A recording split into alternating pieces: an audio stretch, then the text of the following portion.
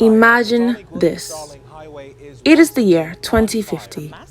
Natural disasters have become as normal as rain, and small islands have been completely wiped out.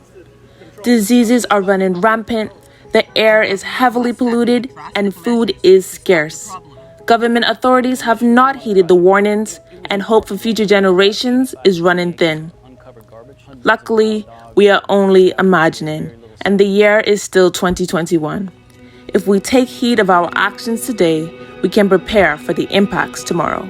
It is easy to ignore this problem if you're not affected by it personally, which is why we need to be reminded that any action as simple as not recycling our waste feeds the problem of large carbon emission like oxygen to fire.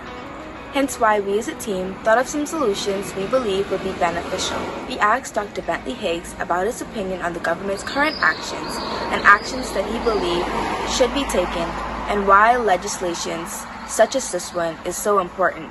The government role in ensuring that the plans and the strategies that are implemented are carried out and is actually sustained and adhered to by the general public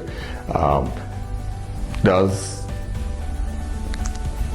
fall on the legislature that is placed or that is drafted or passed in the House of Parliament. With legislature, it will reinforce the strategies,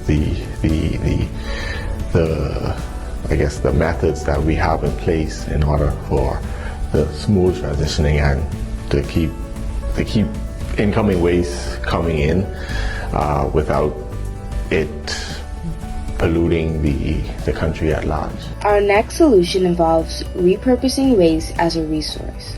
We talked to Mr. Scott McCaff about the plausibility of the solution. Currently, Bahamas Sustainable Fuels is the only used cooking oil recycling facility here in the Bahamas, where we collect waste cooking oil from all ventures like hotels, fast food restaurants, mom and pop shops, and we convert the used cooking oil into biodiesel or biofuel. Later down the line, we then turn it into biodiesel by blending it with diesel. How involved are the public currently in terms of sending their oils, their old cooking oil, for this alternative source of fuel known as biofuel? So currently, one of our biggest problems at Bahams Sustainable is trying to educate the public on what we're actually doing. We get a lot of inquiries about what do we do with the cooking oil, do we send it away, what do we do with it? So our biggest problem is education. So every time that I have the opportunity to talk to somebody about what we do with waste cooking oil, I try to educate them on the benefits of either donating the waste cooking oil or joining our collection service. Since we live in a technology-dense society, it would be ignorant of us not to come up with a solution technology-based, which is why we talked to Ms. Sonia Thottenbetty about a blockchain initiative and how technology will be beneficial in the fight towards ending large carbon emissions and climate change on the whole. Can you give a brief explanation of what blockchain technology is and why it's so beneficial? So essentially, blockchain technology is a way of recording information that makes it difficult or impossible to change, hack, or even cheat.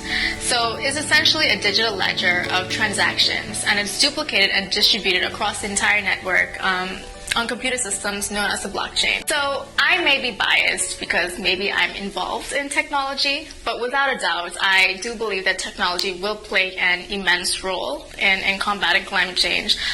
Previously mentioned because of the power of data that we're being used, but also to incentivize various solutions that can be used with technology. Spreading awareness is one of the simplest yet most crucial solutions to our problem.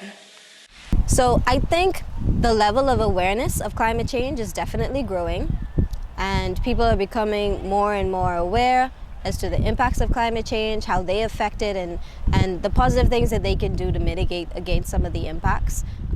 I think there's a lot that we can do.